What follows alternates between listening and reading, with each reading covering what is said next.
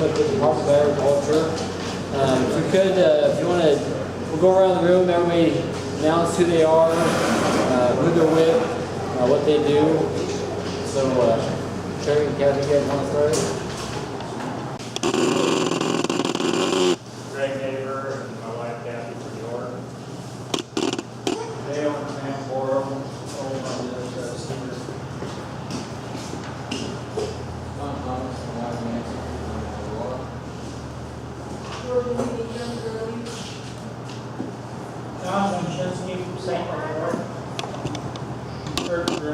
My wife Monica, we're from North Fork.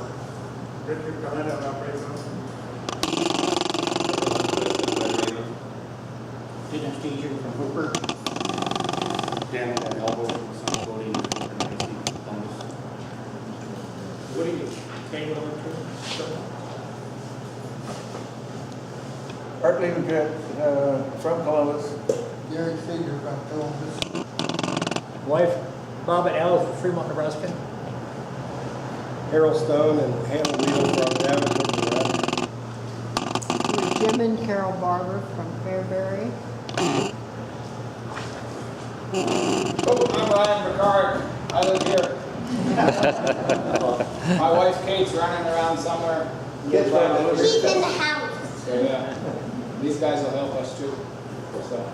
Well, this is our 5th and final farm tour of a specialty crop block grant that we received from the USDA. Through our office at the Department of Ag, we administer this specialty crop block grant program. Back in about 2010, I submitted a project to the USDA to conduct a season extension project that would enable farmers to implement some innovative, new, and unique practices that would extend their season in Nebraska. As you know, Nebraska is a very big state with different climates and different challenges. We don't have the luxury of having 2 growing seasons in our state like some of the other states do. So we sent out an application that was approved by the USDA. I then contacted Stacy Adams here, who's a professor of horticulture and agronomy at the University of Nebraska, to kind of be the expert, to provide guidance to these growers.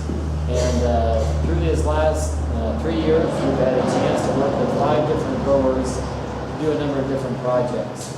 The first one was at Terry and Kathy Lab's place last year around this time, where we built a shade structure that's quite unique, has a lot of advantages.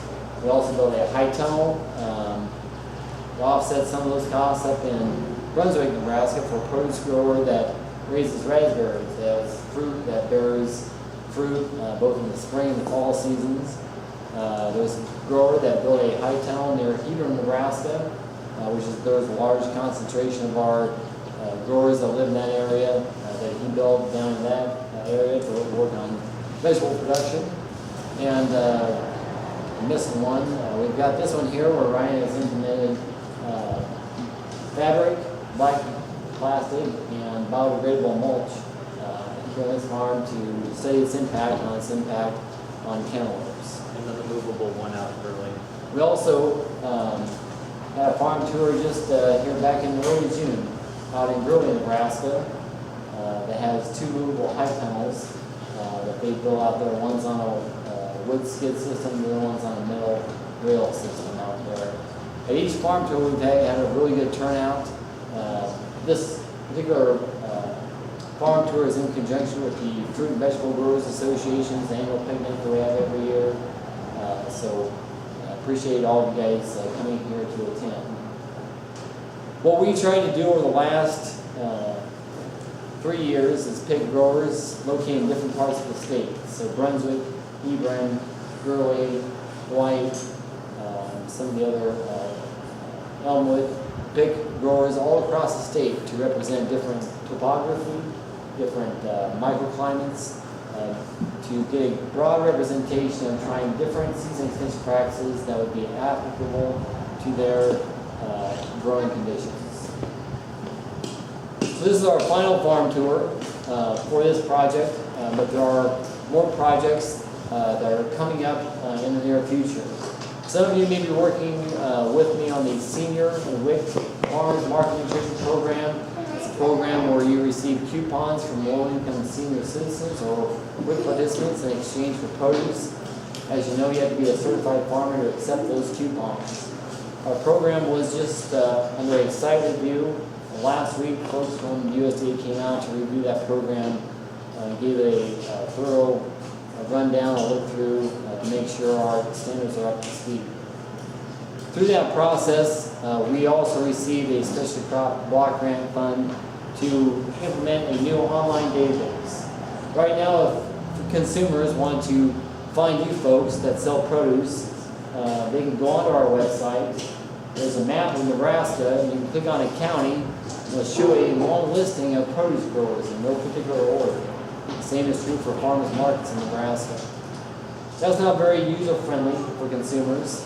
So what we've decided to do is we've developed a new website that will enable consumers to search a farmer by either name, location, city, state, zip code to find growers closest to them in their area. They can also search by product.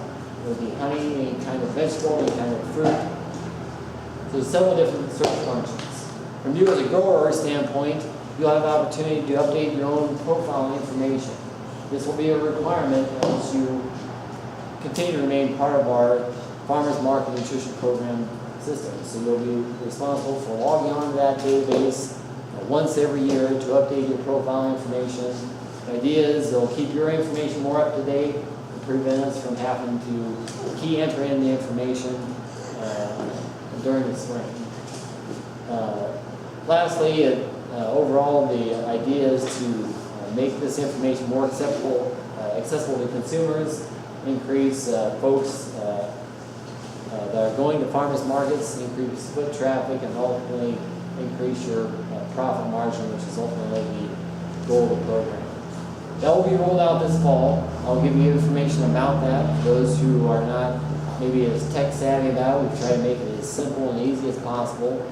There will be a new requirement to make things a little bit easier. So this specialty crop block grant program is a program funded under the Farm Bill that's now under a new Farm Bill which lasts for 6 years. So there are several different specialty crop projects which primarily include fruits and vegetables, tree nuts, and floriculture that we'll be working on for the next 6 years. I've done enough talking. I'll turn it over to Stacy, who's been the expert and the consultant on this project. I grow a garden, but you wouldn't want to take a very close look at it to see the problems I have. I knew that I could manage the program, but I wouldn't have any expert or details in it. Stacy does. He's been the consultant that I've hired on to work in conjunction with the growers that we've selected over the last couple of years. And then from there, we'll turn it over to Ryan, the grower, to talk about what he's used specifically. So, Stacy? I don't want to pick on Casey, but you got your agenda today, and apparently you got a typo here. So it's Ryan Pekarek, not Lay Macom, is the produce grower today. So did you see that? Look at that. Such a faux pas, right? Anyway, I'm Stacy Adams. I'm an associate professor of practice at Agronomy and Horticulture at UNL. Casey keeps saying I'm the expert, but actually all of you guys are the expert. I'm just giving some technology assistance as far as helping with the selection of who the grantees are. It was really quite remarkable to go through that with Casey and the rest of the committee. What do we have, Casey? Close to 160 applicants or so. From that, we picked about 7, and you heard of the 5 that were completed. We had 2, unfortunately, that were not able to get completed. We wish they could have happened, but due to some health reasons, unfortunately, they were not able to get completed. The cool thing that I found out about this is all of us growers are very creative on how to produce our crops. Ultimately, profitability is the key of what we're trying to do, and we're always trying to reduce our overhead. So the one thing that was going on with Ryan was he was interested in mulches. A couple of reasons was hopefully he could get into the field a little bit earlier in the year. And as I've always said, anytime you work in the field or in the greenhouse or shade unit, every job you do should be making you money, and weeding doesn't seem to make you money, does it? So you'd rather be harvesting rather than weeding. So I'll let Ryan explain why he chose mulches as one of his things. I know he applied a couple times for the grant. Second time was a charm, right? So he has a variety of mulches he's going to talk about today. Biodegradable ones, hopefully some that he could leave in the field perhaps. The plastics, and we recommended he also try the cotton fabric ones. You'll notice all the mulches you use were black, right? Yes. Okay. If you go onto the University of Nebraska website, Department of Agronomy and Horticulture, there's one called, if you Google search it, you can just type in Controlled Environment Agriculture, University of Nebraska, and it'll take you to our screen pretty quickly. You'll see some information on mulches that we did some research in 2010. Some of you guys probably have read some of the vegetable trade magazines where you can use red mulches, blue mulches, silver, white, and whatnot. You'll see that we did some work there at the University of Nebraska on 5 colors. We used black, olive green, red, white, and clear. So those were the 5 that we used. It's kind of interesting. If you read through it, it just kind of gives you a summary.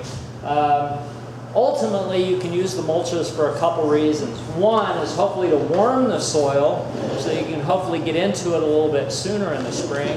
And the other one is for light reflectance into the canopy of the plant. And something that we're concerned about is what that light is that's getting into the canopy. And something that we call PAR, photosynthetically active radiation, which is mainly a blue color spectrum and red color spectrum. So if you look at a rainbow, we call that the visible color spectrum, but plants respond to 2 main colors. It's the red and the blue spectrum is what they respond to. Black does not reflect any of those colors, and anybody that's used black mulches will know that they get quite hot. If you've ever touched them, they get really warm. So they don't reflect light very well, but they do heat the area around it. They do not reflect the heat down into the soil very well. So if you've had it, maybe Ryan can find out, tell us what he has seen, but you'll find out that the heat stays fairly close to the surface. So it'll be interesting to hear what Ryan's results were from what he did do. When you start looking at these other mulches, you know the craze has had tomatoes hanging upside down, and we see these vegetable catalogs talking about red mulches. What's happening with that is it's doing 2 things. One, it's reflecting the red up into the canopy, which is one of the photosynthetically active radiation colors. So that's helping with the growth on the canopy. Plus, that red is also taking the long wave heat red radiation and getting it into the soil. So there's 2 things going on with red mulches that we see. It's warming the soil a little bit, and it's reflecting red light. Now that would be cool, really good in the spring early on, but as we get into summer and fall, it could potentially cause the soil to get too hot and maybe result in a reduction in plant productivity. There's another one out there, and I haven't seen a lot of it, but we did get a hold of some olive green, and that one reflects heat even more into the soil, and it doesn't reflect much of the color up into the canopy. So we found out that olive-colored mulches work really well for heating the soil surface, but not so well for reflecting light into the canopy. You'll see that as people get into later seasons, sometimes they'll use, I think Ryan used it in South Carolina, they used aluminum. Is that a silver, or Virginia?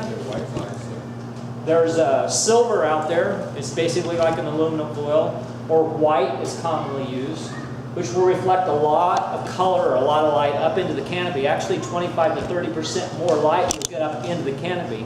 The one thing they did find that I did read in those journal articles on that was it did seem to attract more insects into those particular crops that had those white mulches. So there's a little bit of questioning about, if it causes more problem or not.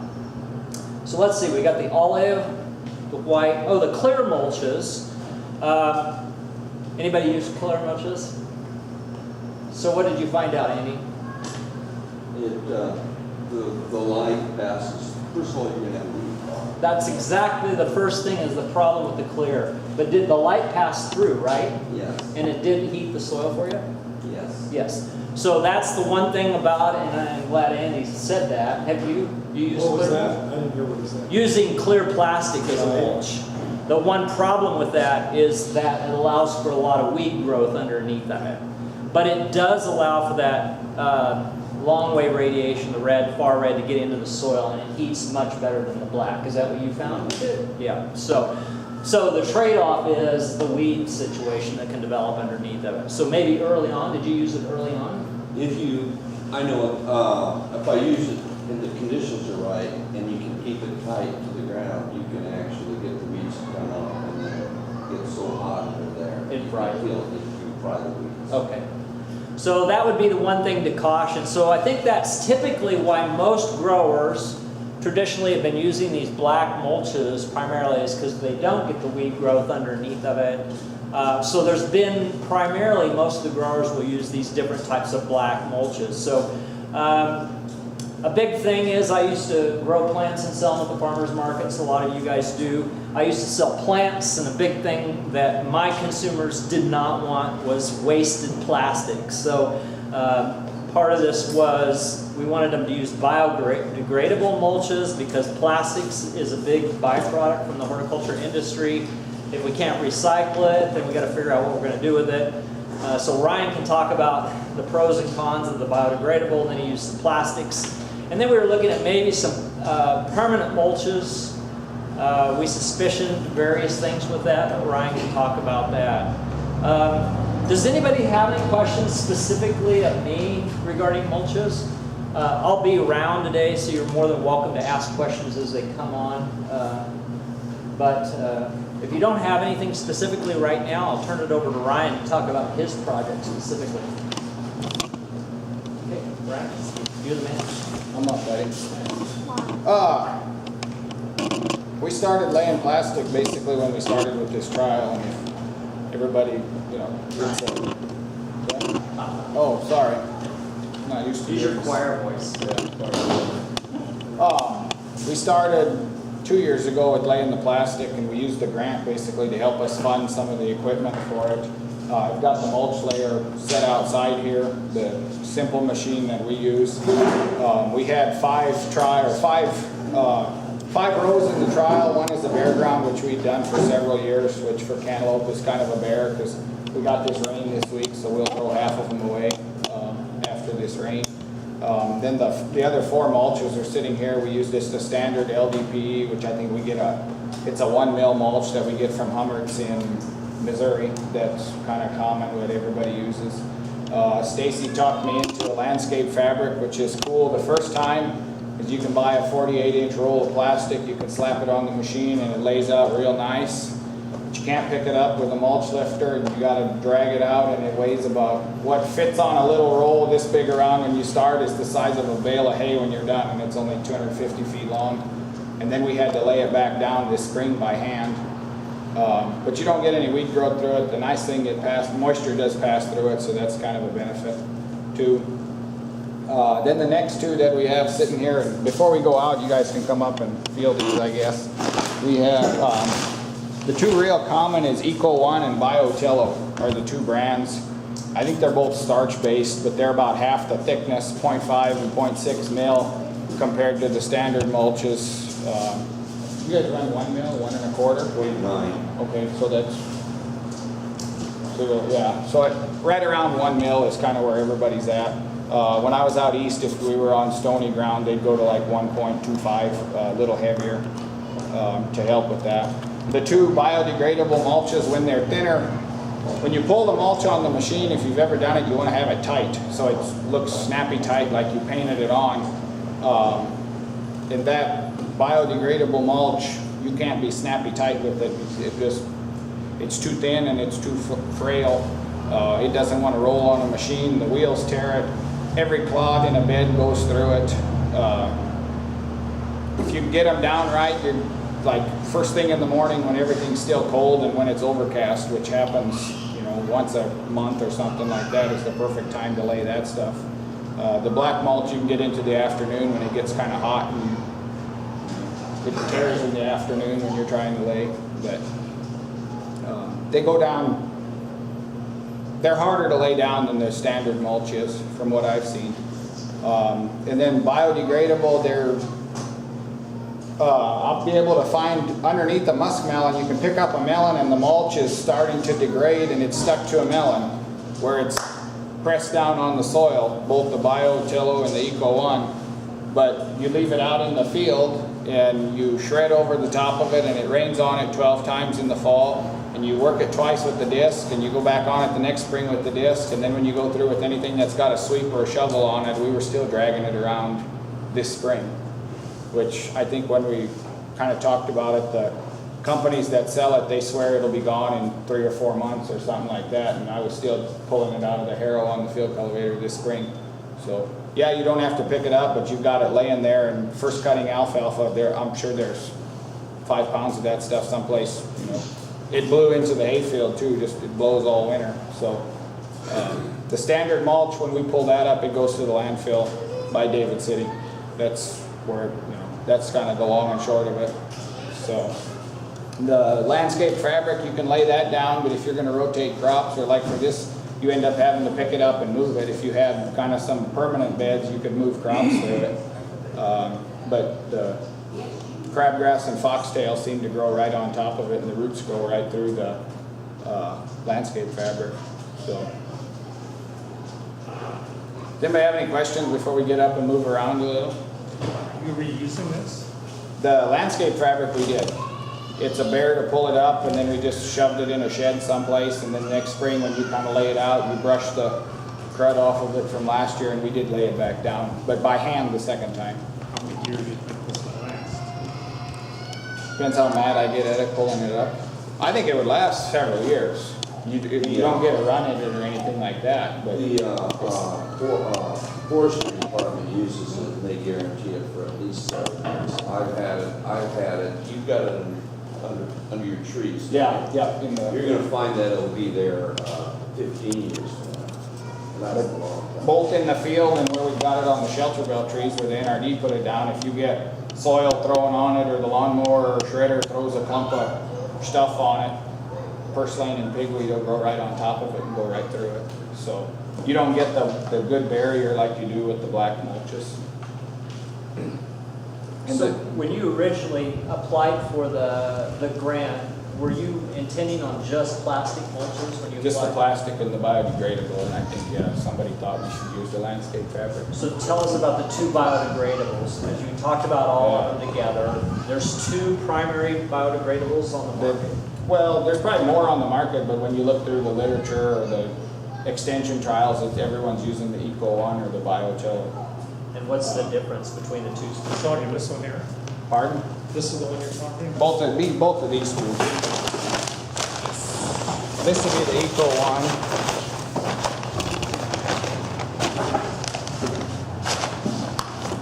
The Eco One says oxo-degradable, so it's going to degrade in the air. And the BioTillo.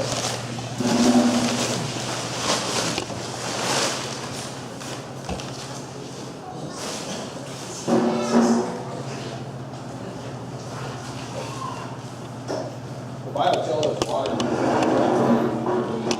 Yeah. So, just that the worst thing about them is that they're thinner, and then the expense on them too.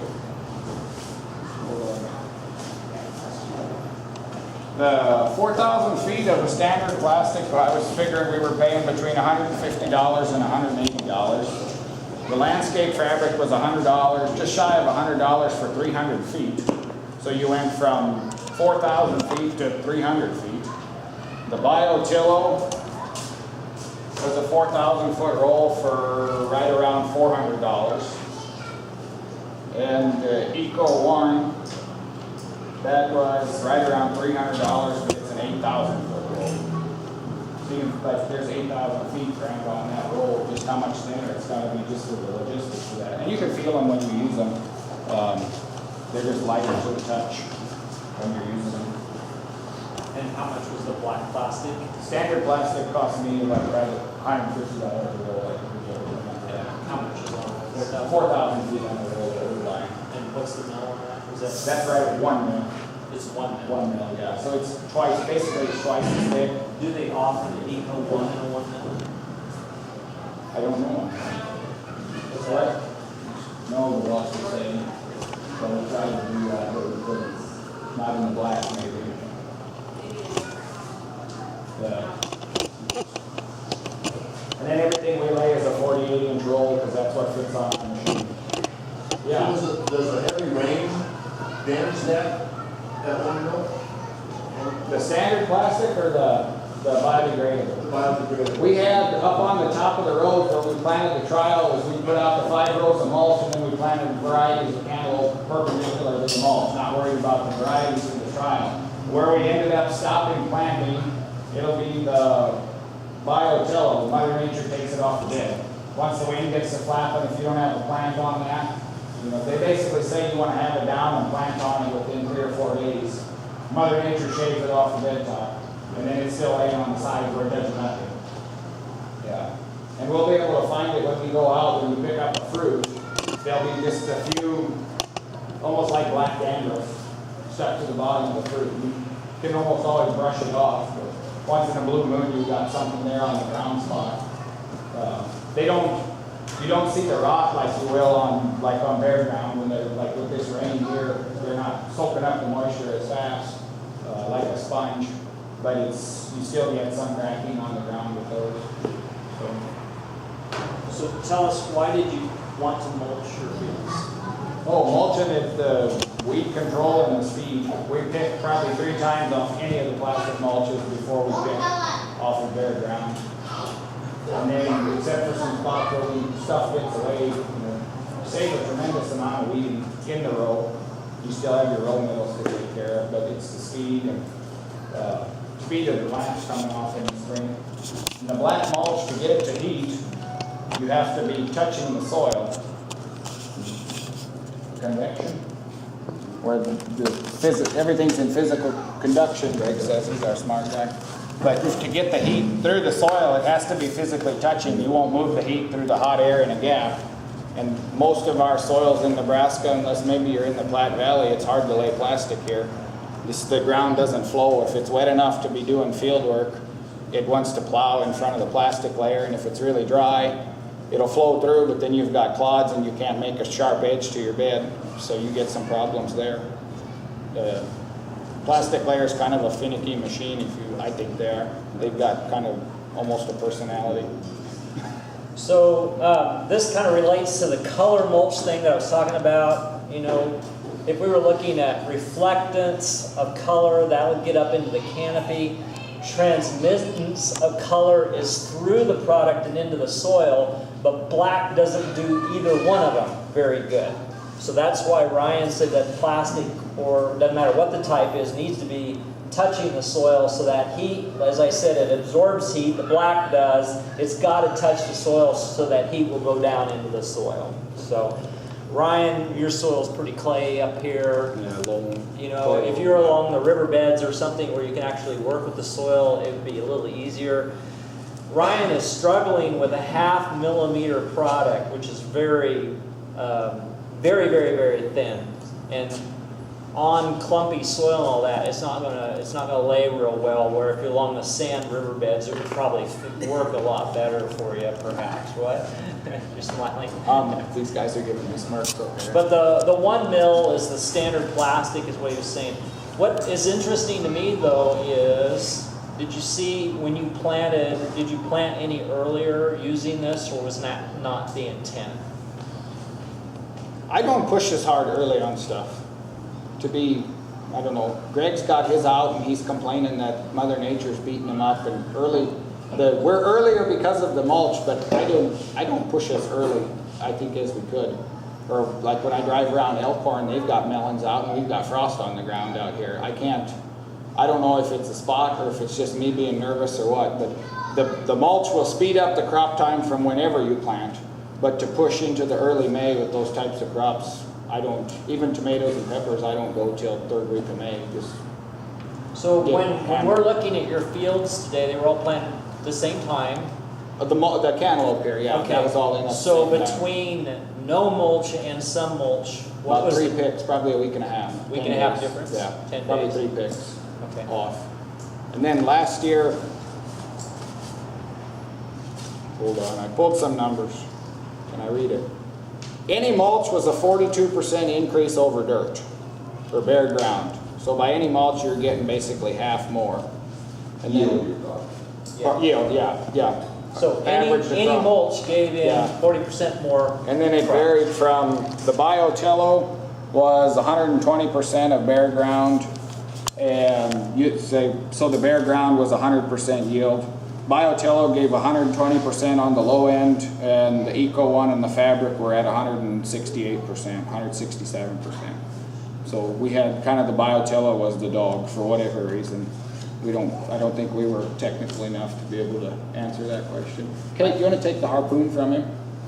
I do know Casey and I came out and looked at his crop a year ago and then this year, and I know a big complaint was this black sooty stuff on the fruits. And I can find that when we're out there. And we all know that aesthetically, our consumer scrutinizes everything. So you were brushing that stuff Yeah, off. usually you can just brush it off, but last year when we were picking, it never rained. So this is probably, this is I always say we get a 2-inch rain whenever we start picking cantaloupe, because then they'll be rotten for a week now. So, but you take what you get. So it'll be interesting to see after the rain now if it really breaks down or what. It's when you're picking, that's your driest time of the year to begin with, typically. So. But the weeding was a huge, so the weed Yeah, that's competition. across anything, to get the weeds out of it, so. We had 25 inches of rain during April and May, so pre-emergent herbicides were fairly ineffective. So we'll go out, we'll walk right out behind the shed here. I've got a cardboard box thrown down with what the 5 rows are. Go ahead and walk wherever you want. We'll look at the mulch layer. Who doesn't lay mulch? So there's a few that don't, so we can look at that. And then I figure we'll throw on a hay rack, we'll take a drive around, we'll come back and we'll eat a sandwich. That's all I got for the rest of the afternoon. But we can actually go look out it right out the back door here to kind of see what it is.